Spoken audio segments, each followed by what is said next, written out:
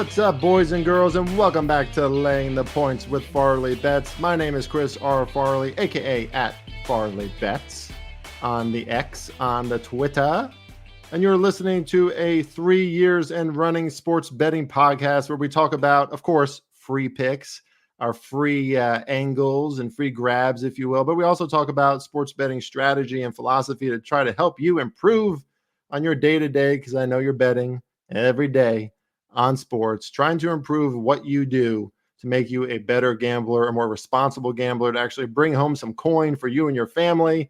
So welcome to this great show. And we have another great guest on today's show. So without further ado, I am not going to wait very long because we have a great show with Kate Constable. You can follow her at Kate Constable on Twitter. That's X to the layperson now, I guess. And we talk about a lot of things today. We talk Chicago Bulls. We talk Chicago Bears and the prospects for their season. We talk the WNBA and what to expect in the second half of the WNBA season, as well as some Olympics, men's and women's basketball, and even a free pick or two, perhaps.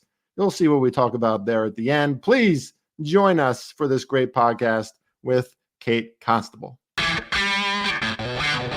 All right, ladies and gents, I told you we have a special guest on today's podcast. And if you've listened to Laying the Points for the many seasons, all 3 seasons that I've been doing this podcast, then you've heard this voice before, but she has not been on the show for a while. So it is great to have you back. Kate Constable, you're all over the place in the betting world. So I'm going to let you tell our listeners where they can find you on a day-to-day basis. But what's up, Kate? I missed you having on the pod.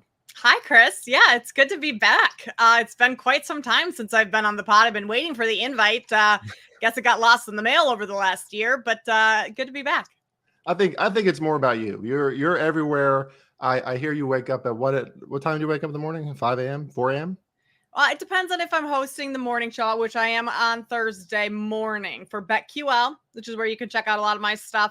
So I get up at around 3:30 for a 5 a.m. start time for the show. It's an early morning. I remember listening to Howard Stern's process. Years ago, he was on a show talking about this, and I was like, this guy is elite, because he was saying he gets up at 3:30. He's preparing all the show sheets. Show probably doesn't start till like 6 or 7, but that's the kind of preparation it takes. I didn't realize that even in betting gigs, apparently, if you're Kate Constable, that's what it takes. 3:30 a.m. So what time are you going to bed? It depends on if there's any events on. Last time I hosted last week, the Olympics hadn't started. Nothing was going on. No sports really. I was in bed by 6:30, lights out 7:30. Get a full, 6-7 hours, 8 maybe. I don't know. But I like when football or basketball's on, I try and, asleep by 9 usually. But that's why I have to get up early, because I'll miss a lot of what happened the night before. And of course, we're going to talk about it. So I have to kind of, check scores, stats, updates, all that good stuff in the morning, which is why it's an early wake up time. Plus, I just move very slow at that hour. It's not, nothing's happening fast at 3:30 in the morning. You need the wake up time. So are there blackout, you must have elite blackout curtains, because, it's summertime, right? So 7:30 at night is still very light out. Are there sound machines on? Are there, you don't have to tell me if you're doing any other pseudo medications or anything, but So I do have blackout curtains in our master bedroom, but my husband makes me sleep in the guest room, because otherwise he wakes up at 3:30 and there aren't blackout curtains in there. But he does that because he knows I can fall asleep literally whenever, so I can fall asleep even if it's light out. But I do have to take a little melatonin. A little melatonin gummy in order to knock me out. Enhance that REM sleep. Yeah. That's the sign of a good marriage. You can separate sometimes for the sake of your professions. Yeah. I know me and my Kate do that from time to time. Easier said than done, but the blackout curtains are essential. I cannot, if it's light out at all, I'm not a napper on that. But hey, good segue, because I'm going to bring up your husband, Kevin Schwartz, right? That's his last name? Kevin Schwartz. Yes. Kevin Schwartz. Kevin blew up recently, or I would say, let's give you credit, Kate. You took the video. You saw the moment incoming of now his alma mater, Northwestern, or is that just his team? No, that's just his team. His dad went to Northwestern, so he grew up going to all sorts of Northwestern events, football games. They've had season tickets forever, so he bleeds purple, but he did not go there. Okay, so I feel cool because as your Instagram friend, pretty cool, I'm your Instagram friend. I hearted that right away. I was like, that's funny. I like it. I don't heart a lot of stuff. It takes effort to do that. So I was a fan before it was viral. Now it's like over 1 million. Tell the audience, because everybody, I feel like it's a quick rich scheme, right? You want to be the hawk. Well, maybe you don't want to be the hawk to a girl, but everybody wants that moment where they can just like easily elevate because of some social, viral video, right? So obviously you didn't plan on that. But what do you think? It was a funny video, with Kevin celebrating. He wants his team to win. The anticipation was real in the room. I could feel the intensity. What do you think? Is it just the authenticity? Is it just that it was a transparent, candid moment of a guy in his 30s playing a video game and loving it? Is that what it was? It's just guys being dudes, right? Yeah. I mean, he was totally locked in. He was literally sitting on the couch sweating, playing this video game. And he's trying to make it to the Big Ten championship game against Oregon. Final drive of the game. He scores to win. It was just an exciting game. And I just know, obviously married him. I know him pretty well. I just knew something was probably going to weird happen because he just does quirky things all the time, especially when he's playing these video games. So I thought, you know what? And I just planned on I don't know, I take little videos of him all the time doing dumb stuff just for my own pure pleasure. But I was like, okay, this is actually kind of funny and sports related. So I try and keep a lot of my, social media content, at least on Twitter, to sports because that's what people follow me for. And so I just threw it up there and it didn't go viral until 24 hours after I posted. The first day of it being on there, nothing really happened. And I never anticipated anything close to what did happen. But I mean, at the end of the day, it's just 1 million views. It's nothing more than that. I didn't get all the deals the Hawk 2 girl got. I didn't get, I'm not famous in that sense. I'm not making money off of it. It was just kind of a funny moment for a goofy guy.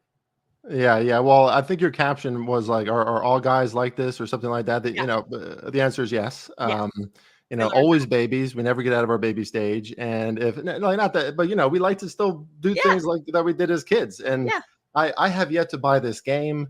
I'm feeling the pressure now. I think my son has it. Yeah. I need to. Yeah. I think I need to get on the train here. Obviously, it's NFL season. Things are getting busy, but I know you guys are busy and you're finding time. So maybe I need to get on the video games. All right. Well, let's move to some sports stuff because that's what we're here to talk about, obviously.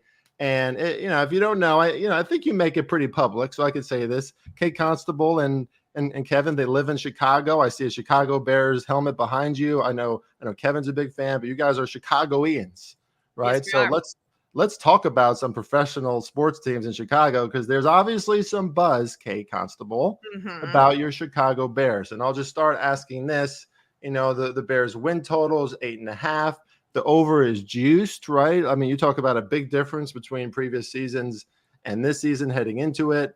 Is the feel in Chicago right now in the Windy City, is it one of doubt or is it one of excitement? Is it both? Because I know Chicago strikes me as the kind of town, I've only been there twice, but it strikes me as the kind of town just like Philly, New York, Boston, Los Angeles, where they're not easy on their teams, right? It's they're not just going to fall for it right away. But is this situation different? Is there just palpable excitement and energy? Yeah, there is no doubt. There's no one is discouraged heading into this season. Maybe they should be maybe the doubt should be a little greater than it is, but no, everyone is so excited. There's just kind of a different mood, different vibe in the city, especially as we get closer as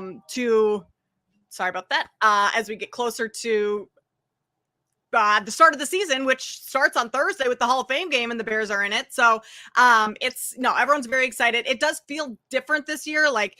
Chicago has been the place where quarterbacks go to die, right? That's kind of a true-ish statement, not literally die, but figuratively. And it feels different this year because the Ryan Poles and the organization, the way they've set things up is a little bit different. I mean, picking first overall in this past draft, Chicago wasn't your typical team with the number 1 overall seed in the fact that they traded for that. They didn't necessarily completely suck the year before and have win 2 games or anything like that. So the situation that Caleb Williams is walking into this year is a little bit better just all around than what previous quarterbacks have done. Yeah, and the proof is there, right? It's kind of like the Texans. I mean, as a handicapper, a professional sports bettor, like I feel like that it's like thrown around everywhere these days. But as a sports bettor, I'll just say it's easy to just want to fade a team like this, right? Because we just haven't seen it from the Bears.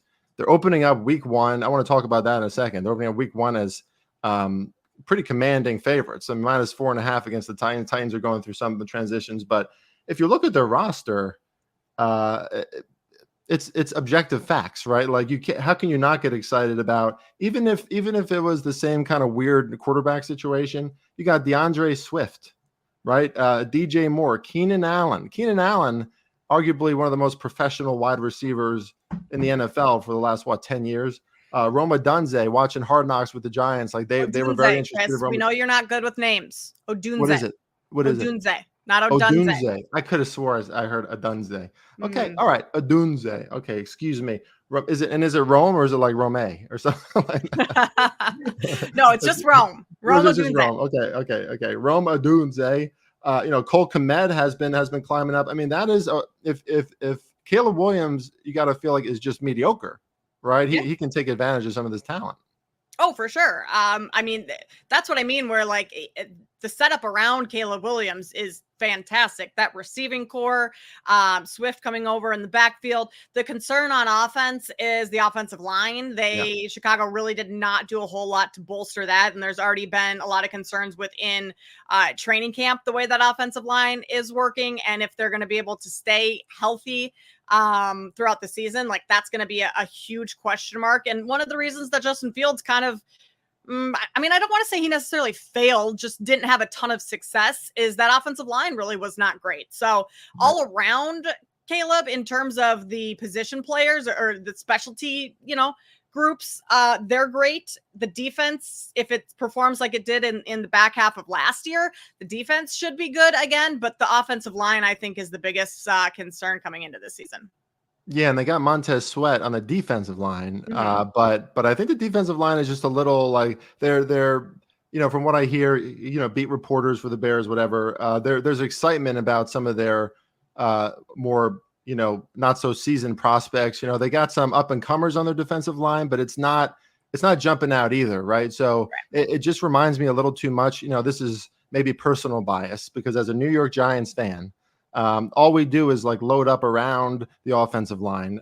Now, the defensive line were pretty good this year, but offensive line is just like something that we've been ignoring, which is really stupid, I think. And so I mean, hopefully things come together for the Bears on the fronts, right? Because you're facing a Titans team, and let's just get to this because I've talked at length already on Twitter, podcast, whatever you want to, about Titans plus 4.5 in week 1. A team that's going through transition themselves, right? No more Derrick Henry, no more Mike Vrabel. I don't even know what that's all about, by the way. I don't know why they got rid of Vrabel. Odd. Yeah, he looks like he's having a ton of fun in Cleveland, but like I don't get it. But I guess they wanted like a regime change, but a team Sebastian Joseph Day on their defensive line, solid player. They still got Jeffrey Simmons. Like they're going to probably bring some heat against Caleb Williams week 1. He's going to see a little pressure. And obviously, just as a 4.5 point favorite, Constable, it's like a lot of things have to go right with this brand new setup for the Chicago Bears. I know they're at home, but for them to cover that line, are you confident that the Bears are going to cover that week 1 line? No, I'm not. No, I'm not confident in that at all. I would take the Titans because how much is Caleb Williams going to be playing in the preseason as well? Like as we're recording this, it's Tuesday, and supposedly the Bears are going to announce whether or not he'll even play in the Hall of Fame game. Yeah, I wouldn't play him there. Yeah. Right? Like, so we don't know if Caleb Williams is going to see the field at all in the preseason. So his first time NFL game, I mean, obviously, clearly his first regular season NFL game, but could be week 1. That would just be a tough spot. So, I mean, I do want to, as a Bears fan, like, I think the Bears can win that game. It's a winnable game. But 4.5, that seems like that's an overreaction to the hype around Caleb Williams and the hype around this Bears team going into the season, which kind of, Chris, maybe leads us into like the win total a little bit. You said it's 8.5 and heavily juiced. I have not bet the win total yet. I go back and forth. I'm not going to lay minus 160, whatever it is, to bet the over at this point. But what I do think could happen, and you tell me this because you've been handicapping the NFL a lot longer than I have, with the Bears being on Hard Knocks this season, like everyone's going to get so excited seeing the ins and outs of the Bears and Caleb Williams and everything. So with the win total being so heavily juiced, I wonder if it gets up to 9.5. With, the public, obviously sharps are not going to be jumping on that, but maybe the public, pours in on it. Then I would consider taking the under, because as good as I do think the Bears can be, is it going to happen in year one? Right? How often, like CJ Stroud last year, we talk about how incredible he was in his rookie season. But prior to that, like, when was the last rookie quarterback that thrived in the way Stroud did in his rookie year? Like, Caleb Williams can be a incredibly good quarterback throughout his career, but is it going to happen in week one or year one or week one, really? So yeah, I have some concerns, and I think the excitement is kind of what's hyped this team up and maybe inflating some, the side in week one and the win total. But I think we do need to temper our expectations a little bit. Yeah, no, I think that was all really well put. I mean, Caleb Williams better get some time taking snaps against an NFL team before week one. And in my opinion, I think that would be a disaster if he, like, you're setting him up to not succeed in week one if you don't. In my opinion, it's still the National Football League, right? We got to be a little humble here. So I'm sure he'll play a little bit, but yeah, I think that's going to be a very interesting game week one. See how he handles the pressure. I'm hearing a lot of positive things about his intangibles, like in the locker room and everything. So definitely not hating on the kid. Just looking at recent history or just history in general about first year starters, even number one picks. I look at Trevor Lawrence, Baker Mayfield, a lot of these guys. I wouldn't say, I mean, Trevor Lawrence arguably had the most draft hype out of any QB that we can remember. So he definitely compares to Caleb Williams, but this is a unique situation. It's like a total shift for the Chicago Bears and who they could be. So I'm very excited. I'm much more excited about their Hard Knocks than I am about watching my Giants Hard Knocks, because I'm losing confidence watching the Giants Hard Knocks. Let's move on to the Chicago Bulls. The Chicago Bulls. For some reason, I have to say Bulls that way. First of all, why are we getting rid? Why I would love to know what Kevin thinks about this too. Why are we getting rid of Alex Caruso? In my opinion, who's like a stalwart defensive guy, a leader on the team, and you're bringing it like Josh Giddey is a fine player. Great hair, Josh Giddey. Yeah, would love to have some of your hair, but a point guard or versatile player, but. I don't know. I just don't know what to think about this team. Like, are we not getting rid of Billy Donovan at this point? It's like cyclical, like nothing's really happening. Like, I now, to be clear, I'm not up to date on like Chicago Bulls, like news and what to expect. And maybe there are players they drafted or that they're going to sign that's going to be amazing. But what is your outlook for the Chicago Bulls this season? Can we expect anything different than what we've seen? No. Absolutely not. The outlook is not great for the Bulls this year. I mean, I loved Alex Caruso. Like, he was loved by the city because he is, he was the grinder, the defensive player, like the do-it-all guy, and he was good. I think the Bulls, I don't necessarily hate that they traded him. I just think that they did it at the wrong time and probably could have gotten more from him. Like, they probably should have gotten a pick back within that Josh Giddey trade, and they didn't. But Giddey, I mean, Caruso isn't young by any means. He's, I believe is he in his 30s? He might be in his 30s.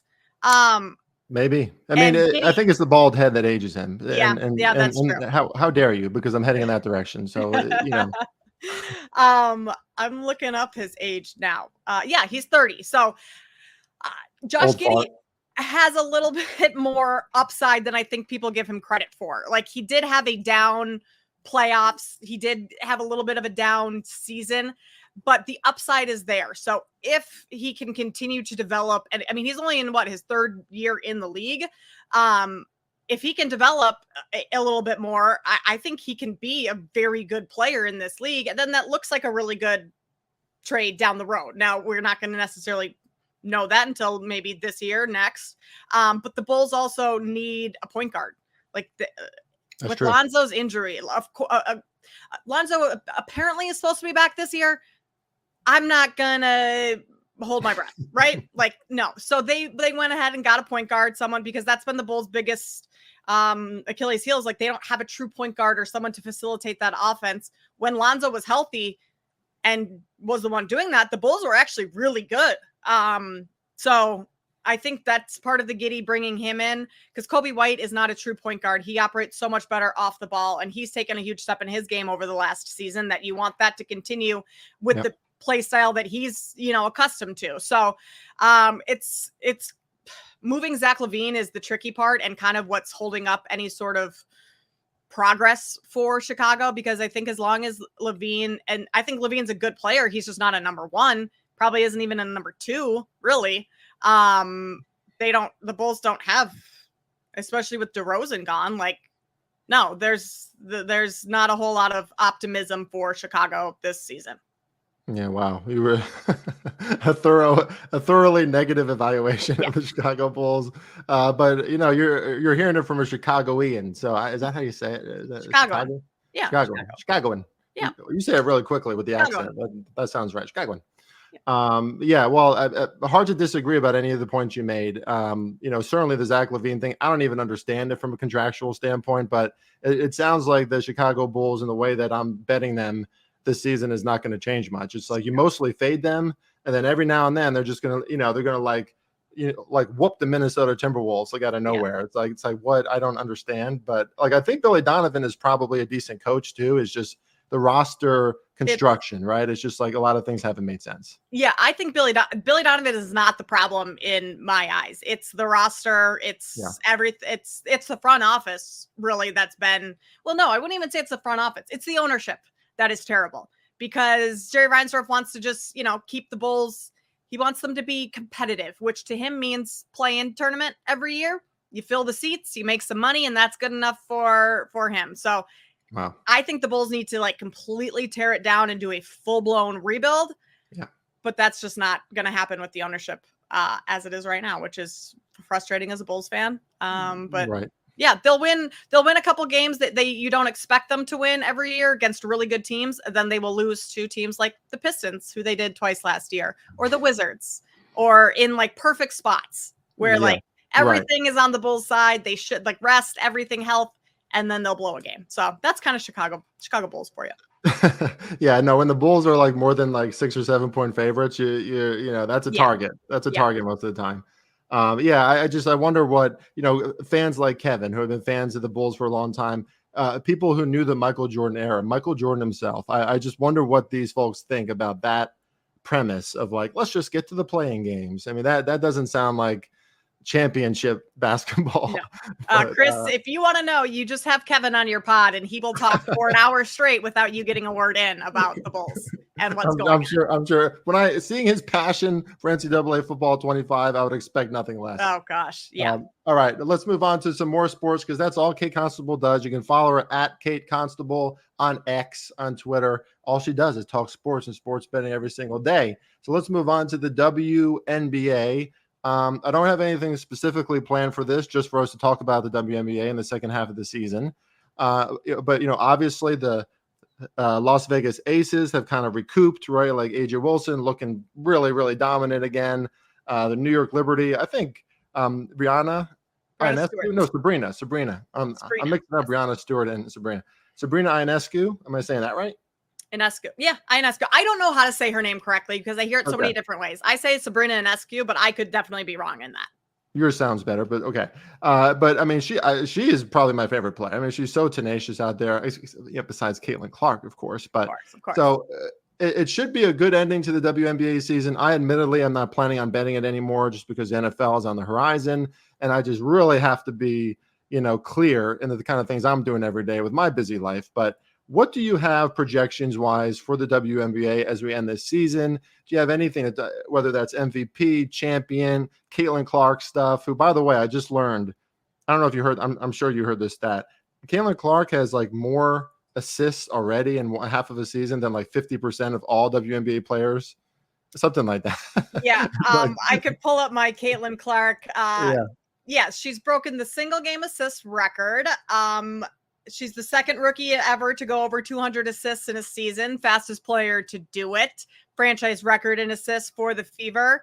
And then it just kind of goes on and on. She's broken a lot of records this year. So I think, I mean, the rookie of the year race has been closer than I think a lot of people anticipated with Angel Reese. And Angel Reese has been phenomenal.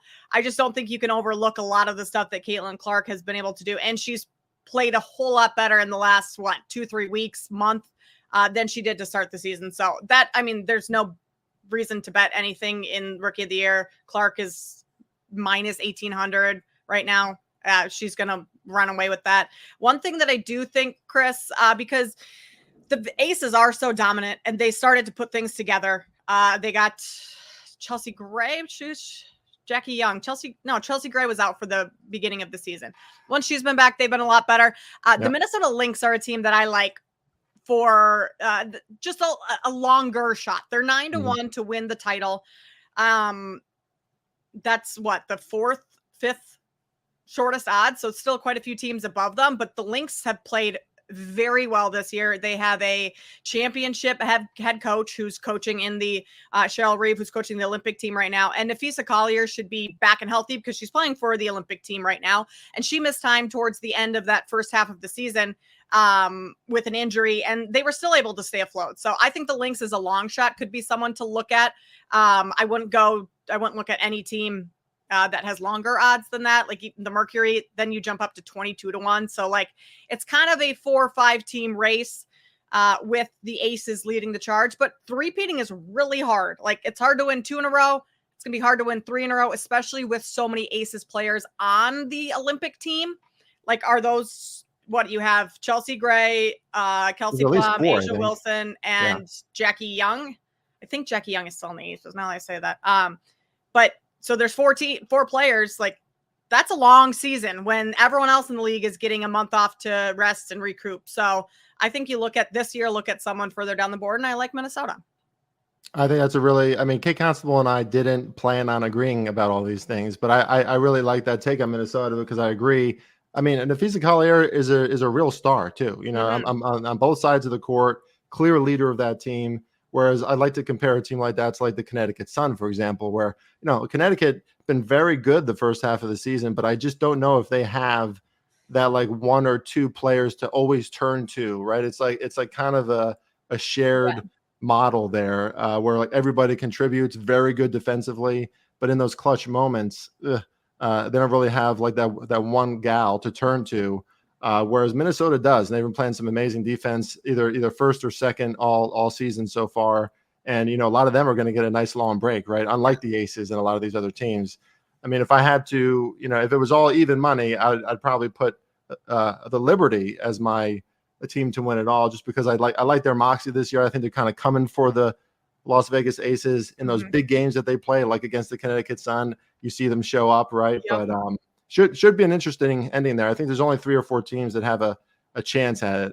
But yeah, good analysis there. I mean, hey, listen, if a team like the Seattle Storm though, or something like that, like makes it happen, that would be very interesting, because now we're starting to see, like, the thing I like about the WNBA is that there's more parity. You know, like, and along with the obviously more attention that it's getting, you know, the talent level is like obviously like elevating every single season. So like you can't watch WNBA basketball and like be a dude these days and be like, oh yeah, I can go out there and play with them. Sure, no. I can go play with them. No, you can't, bro. Like you're not stopping Sabrina getting to the rim or shooting threes or anything. Anyway, so Caitlin Clark, I did have a question on here, very formal professional question. Caitlin Clark is a pretty good player. Is that what you're saying? Yes, I would say that Caitlin Clark is a solid baskbasketball player. I think she's got pretty decent. You know, that's why you're you, Kate Constable. Right. That kind of hard-hitting analysis. She is good. Yes. Controversial, actually. Right? Yeah. All right. Well, let's move on to the Olympics to end this show. Always a lot of fun talking to Kate Constable. Again, you can follow her at Kate Constable on X. Let's talk about these Olympics, men's basketball, women's basketball. I'll start with the men's, and I'll just say that I took a little cash money on Canada to win it all. You know, as an American, I didn't love doing that. You know, I love my that's country. tough. That's a tough look for you. But they're feisty. They're feisty. Like you saw them today against Team Australia this morning. Had a little money on that too, by the way. And in the second half, they really can put it to the next level, right? Shea Gilgeous-Alexander, Dylan Brooks, RJ Barrett, you know, Kelly Olynyk even, right? Like they got some depth over there for Team Canada. What are you looking at for men's basketball, either upcoming games on the schedule or who's going to win it all? Do you think it goes to Team USA, or maybe we see an outlier here? I think Canada is a good look if it doesn't go to the US, because there are so many NBA players on Team Canada, right? Like Jamal Murray, SGA, the talent is there. I'm just not sure the depth is there to get past the United States. Yeah. I liked Australia to win Group A before this started. I don't know if you can still bet groups. I'm not seeing anything on the board for groups, and I'm not sure that would even be, you know, value in that. But I liked Canada and Australia to come out of Group A. Spain has been better than anticipated. It looks like Greece isn't even going to make it out of the group, which sucks. No Giannis. Like, come on. It's all Giannis, and that's about it. Yeah. Yeah. Anthanasis. Come on, Chris. Have some. Oh, that's true. Respect, I'm sorry. right? Sorry, Thanasis. Yeah, come on. France is interesting just because you have Rudy and Wemby. So defensively, France is a very good team, but do they have the offense to keep up with the US? I don't really think so. So, I mean, I think the US is going to win this. I think it'd be a massive disappointment if they don't, but there's really no value in betting the US. So I think if you do want to bet on the Olympics, like taking someone like Canada for a little bit more value is probably the right call, because I think they are one of the only, if not one of the two teams possibly with France that could challenge the US. I just don't see that roster for the United States allowing them not to take home gold. Let me guess. You see a game-changing layup from Devin Booker to shift the whole game against Team Canada, and then it's a Team USA win. Is that what you see happening? Hell yeah. Booker is going to take over.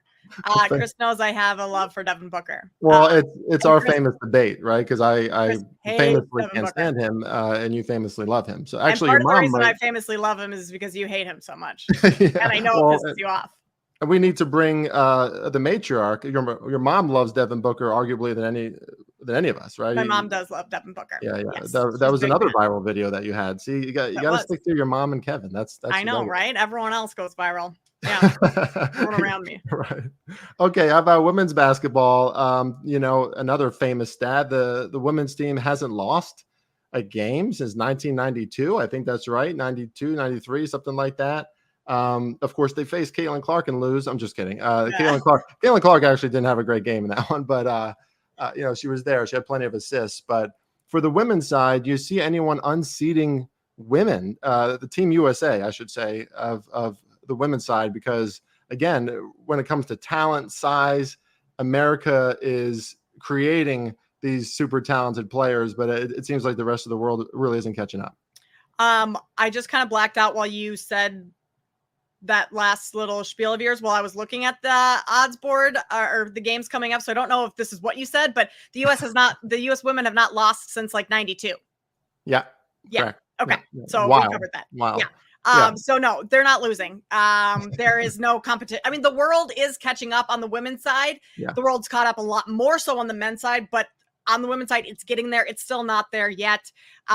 They covered easily against Japan yesterday. They're 23-point favorites against Belgium Thursday.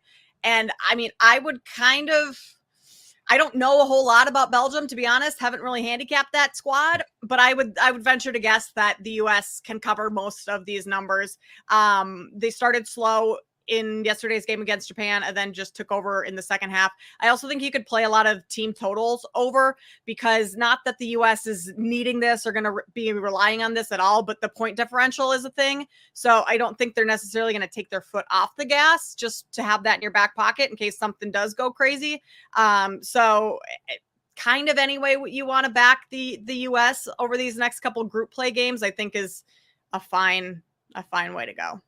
I'm really glad you brought that up, because I think just the marketplace in general is underrating the offensive ability of WNBA teams. Mm-hmm. And I think that's going to also translate into the Olympics, right? Because I mean, these girls can score. Yeah. And they played very fast yesterday against Japan. Like they got out in transition. They scored, a couple buckets within a minute, like turnovers, things like that. They're just looking to push the pace. So speed is definitely a factor. Yeah, we're going to see a lot of games in the 170s, I think, right? A lot of totals around that. But I agree. I would lean to the over, especially if you see some of those numbers dropping for some kind of nefarious reason. I don't think I would trust it, because Team USA is going to be able to bring it against pretty much any defense.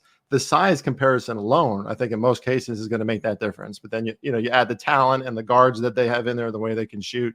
Love that. I didn't prepare this last question. I didn't send this ahead of time, but I have to ask, because every day, BetQL, all the things you do, baseball, I'm sure you're talking Olympics now. You talk every sport. So are there any free picks, any advice, any insights about today or this week that you would like to give for our audience?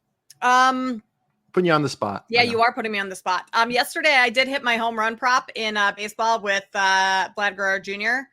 Hitting. Oh, wow. Let me put that bet in. Oh, wait, I can't, because you hit it yesterday. In game 1 of the doubleheader. So my home run prop today is Ketel Marte. If I'm saying that correctly, I don't know how to say his name properly. I wish I knew. I wish I could correct you. But for the Diamondbacks, he's going up against the Nationals today. You can get that around plus 420. FanDuel. I don't know if I'm allowed to say specific books on here, Chris, but I just did. Facing Patrick Corbin. Patrick Corbin's not great. Marte has had success against him. But here is one for you, Chris, an Olympic one that I like for. I think it's happening today. I can't. The time changes are getting me all messed up. But I like. I'm pulling it up here. Hold on. Is it basketball? No, it's not. It's swimming. Men's swimming. Ooh, love that. I need another 200-meter butterfly. I like Leon Marchand, the Frenchman, to win the 200-meter butterfly. He is the plus 150 around, so he's the second shortest odds. But I just knowing a lot about him or hearing stuff about him over the last couple of days, doing some research. It's between he and the Hungarian man for whoever wins this one. And I like him, the hometown guy, to take home the gold in the 200-meter butterfly. Apparently that starts in 3 hours and 12 minutes.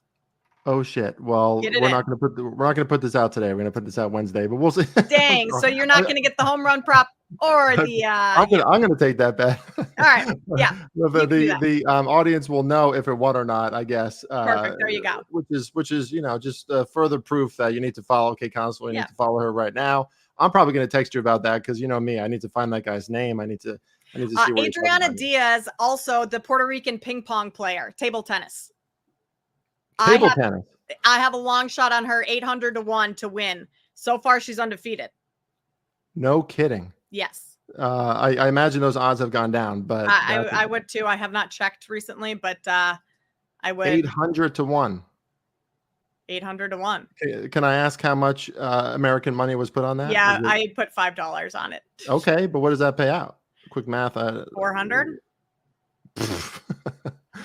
Imagine if you put 25 on that. No. She's 80-1. I'm sorry, 80-1. Okay, I was gonna say 800-1 is quite. It's like. Should you even be in the Olympics? Yeah, no, 80-1. I put $5 to win at 405. Yeah, it sounded like it should have been more, but yeah.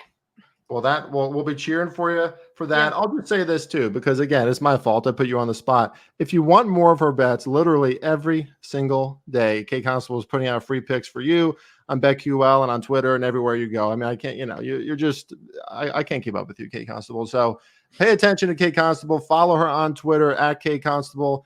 And I'll say your name one more time, Kate Constable. I am really grateful for you coming on Laying the Points. It's been way too long.